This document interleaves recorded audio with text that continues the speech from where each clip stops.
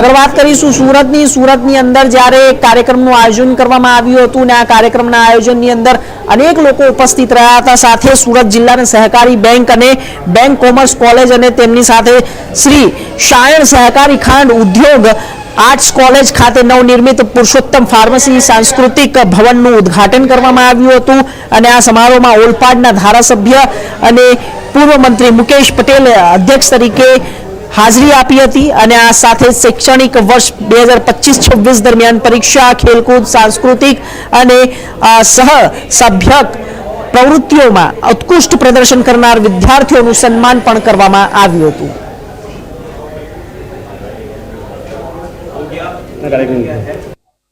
કાંઠા વિસ્તારનું ગૌરવ એટલે ઓલપાડ કોલેજનું ગૌરવ એટલે એની સહઅભ્યાસ પ્રવૃત્તિ અને સહઅભ્યાસ પ્રવૃત્તિ માટે જરૂરી છે સાંસ્કૃતિક ભવન।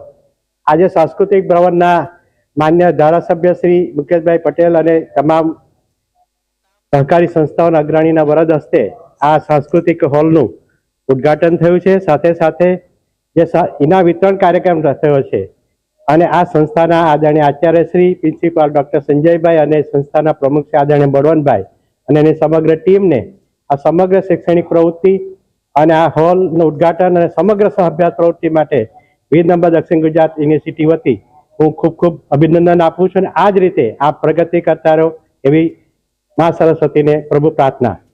યુવાઓ આવતીકાલનું ભવિષ્ય છે અને યુવાઓ ડ્રગ્સના રવાડે પડી રહ્યા છે, તો આપ શું અપીલ કરશો? જ્યારે વિદ્યાર્થી યંત્રના શરણે જાય છે ત્યારે યંત્રને કારણે એને પોતાની મનની શાંતિ માટે અલગ અલગ પ્રકારના જે વ્યસનના પદાર્થો લેવાનો પ્રયત્ન કરે છે। હું એવું જ કહું છું કે હકીકતની અંદર આપણે એ બધાની જરૂર છે જ નહીં। આપણે ફક્ત આપણા આદરણીય માતાશ્રી પિતાશ્રીના કરેલા બલિદાનો અને શિક્ષકો કરેલો પુરુષાર્થને આપણે યાદ રાખીએ અને આવી બધી પ્રવૃત્તિઓથી આપણે હંમેશા દૂર રહીએ। અને ફરી એકવાર કહું છું કે જે સંસ્થામાં આપણે અભ્યાસ કરીએ છીએ એ સંસ્થામાં મોબાઈલને દૂર રાખીને 4 કલાકની જગ્યાએ 8 કલાક સ્પર્ધાત્મક પરીક્ષાનું વાંચન હોય, સહઅભ્યાસ પ્રવૃત્તિ હોય, મહત્તમ આપણે ભાગ લઈએ તો આ પ્રકારના દૂષણો તરફ જવાનો આપણને ક્યારેય મનમાં ખ્યાલ નહીં આવે।